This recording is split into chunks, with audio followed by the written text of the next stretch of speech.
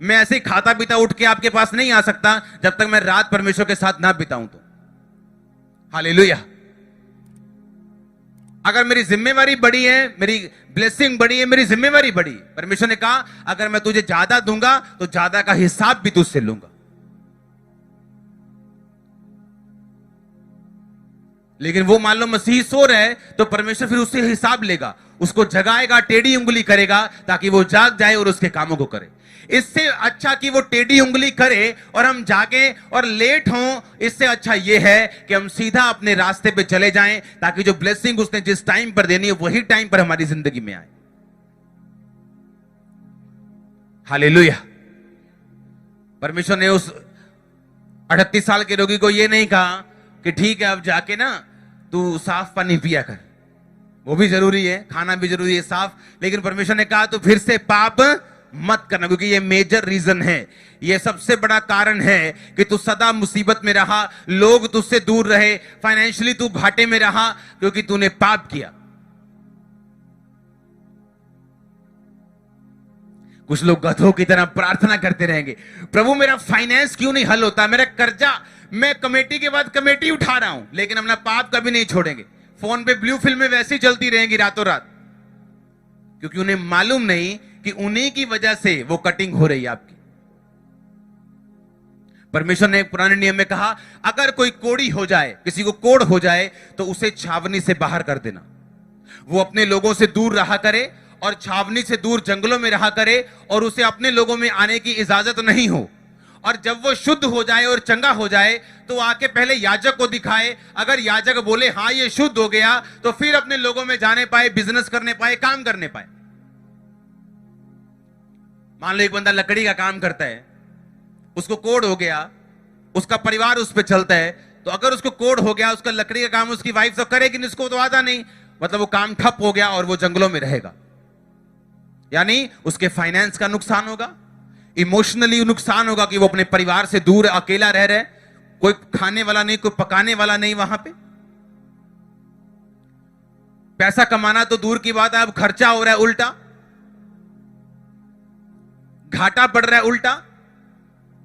अगर किश्तों पे घर लिया तो घर भी जाएगा, कार लिए तो कार भी जाएगी, साइकिल लिए तो साइकिल भी जाएगा, अगर वहां पे तब रथ लिया तो रथ भी जाएगा।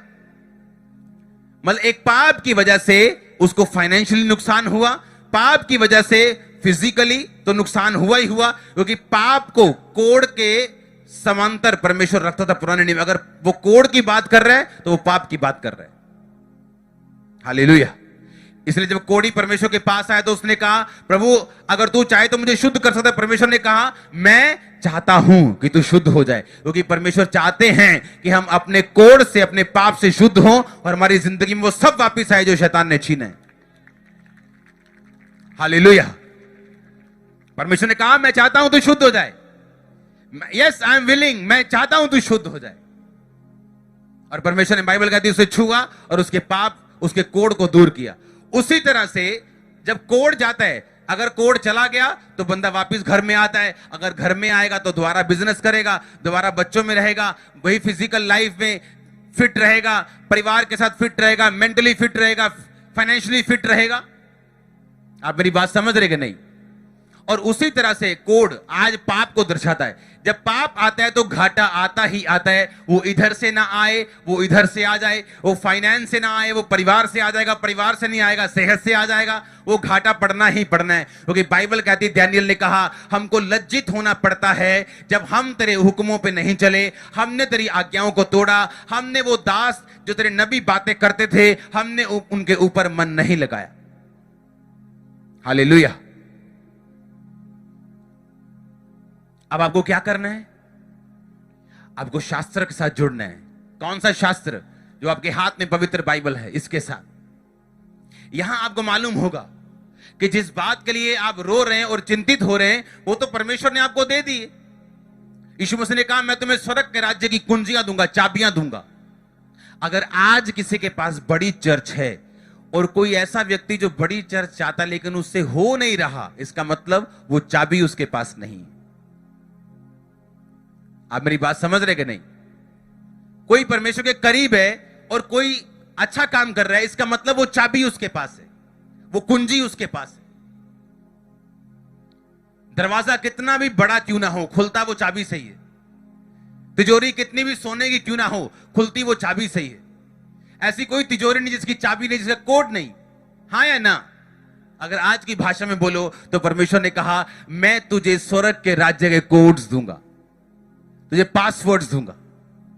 जो कुछ तू खोलेगा वो वहां खुल जाएगा, जो कुछ तू बंद करेगा वहां बंद हो जाएगा। आप मेरी बात समझ रहे कि नहीं?